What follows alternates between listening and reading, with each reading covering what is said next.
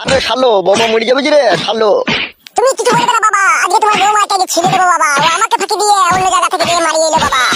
ছাড়বে শুনলে বাচ্চা ছাড়। বল খানকে যাবি। ই শালা শালা কথা শুনে না তো শালা। ছাড় এইখানকে ছেলে ছাড় ছাড় শুয়ে বাচ্চা ছাড়।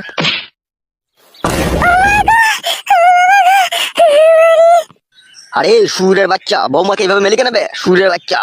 তুমি বেশি গাল পাকামো মারাবে না বাবা, ও মাগি অন্য জায়গা থেকে মারিয়ে আনলো কোনি। কি মারি আনলো রে সুরের বাচ্চা কি মারি আনলো? জানো না হে পাগলা চোদা বাবা, মেয়েদের মধ্যে কি থাকে আর কি মারিয়ে নিয়ে আসে খেলা চোদা আমার। আরে শালো সেটাই তো শুধু চিবে কি মারি আনলো।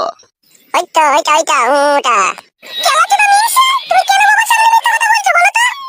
হ্যালো, আমি মিথ্যা কথা বলছি? তা তো এতক্ষণ কোথায় গেলি? 2 ঘন্টা 3 ঘন্টা তো বাড়িতে নাচকো, আবার অন্য একটা মোবাইল ঘরের ভিতরে, আবার সেই মোবাইলে অন্যজনা ফোন করে বলছে যে কেমন আরাম হইলো। খান কি এখানেই তো সব বোঝা গেছিল। না না বৌমা এরকম কাজ যদি তুমি করে থাকো তাহলে আমি বলবো তুমি খুব অন্যায় করেছো বৌমা।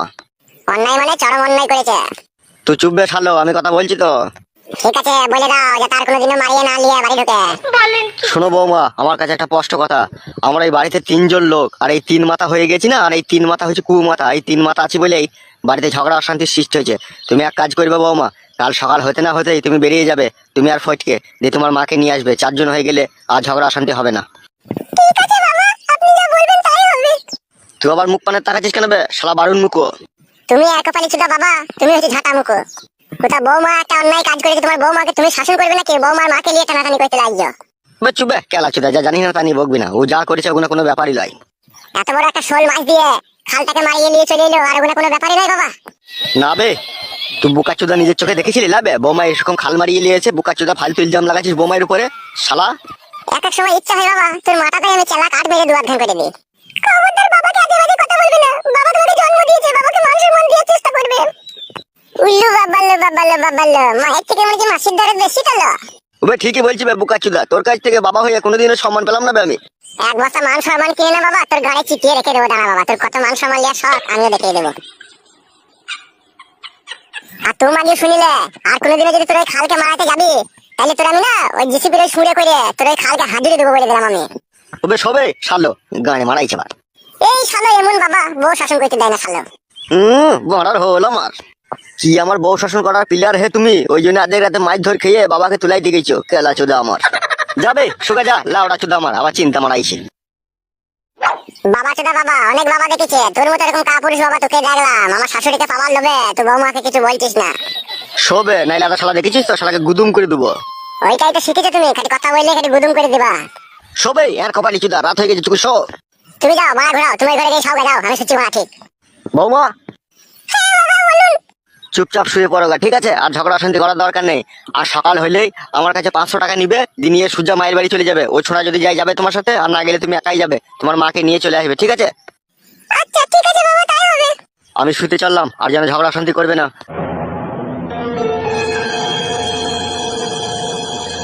কি হলো ওখানে, কি গান মারাতে আবার থাপ করে বসিয়ে সুগা? তুমি সাউগা, তোমার সাথে আমার কিসের সম্পর্ক? তুমি তো আমাকে কোনো মিলে, তুমি কথা বলবে না আমাকে, বলে দিলাম তোমাকে আমি। খালো খাল মারানি, আমি কি তোকে এমনি এমনি মারলাম নাকি? তুই পরে ছেলের সাথে দেখা করতে যাবে কিসের জন্য? তুমি ফালতু বকো না, তুমি ঘুমাও গিয়ে, ঠিক আছে? আমাকে জ্বালাবে না বলে দিলাম তোমাকে আমি। কত ভালোবেসে তোকে বিয়ে করলাম লো, ভালোবাসার চিঠি ফুটো অব্দি মূল্য দিলি না লো তুই।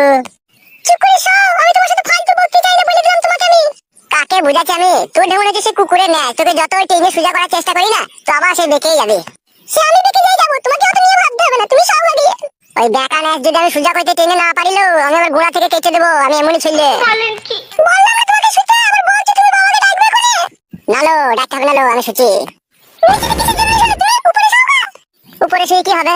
তোর উপরেই তো আমি শুতে পেরেছি না, তাহলে চোখের উপরে শুয়ে বার করবো, আমি নিচে দিয়ে শুয়ে আসছি। তোর প্রথমকার স্বামীকে ছেড়ে দ্বিতীয় স্বামীকে ধরলি, দ্বিতীয় স্বামীকে যাই বা ছেড়ে দিলি। আমি আই বড় ছেলে, আমি তোকে বিয়ে করলাম, ভেবেছিলাম যে আমাকে বিয়ে করে তো অনেক জীবনে সুখী হবে, কিন্তু তুই তাও হলি না, তুই আবার অন্য কোনো ছেলের ফাঁসে পড়ে গেলি। কি পুরা ভাগ্য নিয়ে দুনিয়াতে এসেছিলাম তা ভগবানই জানে।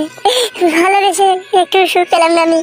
কত শখের বউ তো আমার, কত ভালোবাসা দিয়ে আপন করে তোকে বিয়ে করলাম, তবু তুই আমার সাথে বিশ্বাসঘাতকতা বেইমানি করলি। তুই একবার ভেবে দেখলি না তোর মৃত্যুর পর তোর কি হবে? তুই যে আমার সাথে এরকম প্রতারণা করছিস, তোর কি হবে একবারও ভেবে দেখলি না তুই? আমি তো স্বামী, আমি তো যেন সবকিছু করতে পারবো, দুনিয়ায় যত কাজ আছে সবই করতে পারবো, কিন্তু তুই আমার মনকে ফাঁকি দিয়ে এটা পর পুরুষের সাথে যখন তুই শুয়ে আছিস, তুই জানিস আরে বুকের ভিতরটা না, ওই কলজিটা না একদম সে চিরফাট হয়ে যায়। সে ফাটে আমি যতই মলম লাগাই না, সে কোনোদিনই সে ব্যথা ছাড়বে না রে বউ। তোরা কি ভাবিস জানি না, তোরা হয়তো ভাবিস যে পর পুরুষের কাছে শুয়ে এলে স্বামী জানতে পারবে না, কিন্তু এটা একবার ভেবে দেখি না যে স্বামী যদি কখনো জানতে পারে, তার বুকের ভিতরের যে কলজি আছে সেটা ফেটে যাবে। তোরা সেটা একবার ভাবিস না রে বউ। তোরা শুধু ভাবিস যে পরপুরুষের কাছে শুচি, নতুন সাঁতার পেয়েছি, আরাম হয়েছে, ভালোই হয়েছে আমার, কিন্তু এটা একবার ভেবে দেখিস না যে আমার এই নতুন সাঁতার আমার এই খালে প্রবেশ করলে আমার স্বামীর অন্তরটা ফেটে চৌচির হয়ে যাবে। সে খবরও একবারও রাখিস না রে বউ, সে খবর রাখিস না। ভালো করেছিস রাখিসনি, মরবি একদিন না তো একদিন মরবি। মরার পরে ভগবানকে গিয়ে বলবি আমার ঘরে স্বামী থাকতে আমি পরপুরুষের সাথে পষ্টি নষ্টি করে এসেছিলাম। তখন বুঝতে পারবি কত ধানে কত চাল হয়। তোমার এই সৌন্দর্য রূপের আড়ালে একটা কালো কয়লার মতো কুৎসিত মন লুকিয়েছিল, তা আমার জানা ছিল না, তা আমার জানা ছিল না বউ। জানলে আমি এই পাপের সাগরে কোনোদিনও ডুব দিতাম না, কোনোদিনও ডুব দিতাম না। ভেবেছিলাম তোমার একবার বিয়ে হয়েছে, দুবার বিয়ে হয়েছে, তোমার ভাগ্য খারাপ বলে ওই পুরুষগুলো তোমাকে নিয়ে খেলা করছে। আমি তো আর খারাপ করবো না তোমার সাথে, তাই আমি তোমাকে বিয়ে করলাম, কিন্তু আমি তো কোনো তোমার সাথে অন্যায় করিনি। কেন তুমি আমাকে ফাঁকি দিয়ে আজ পর পুরুষের সাথে গিয়ে মারিয়ে এলে? তুমি কেন মারিয়ে এলে বউ?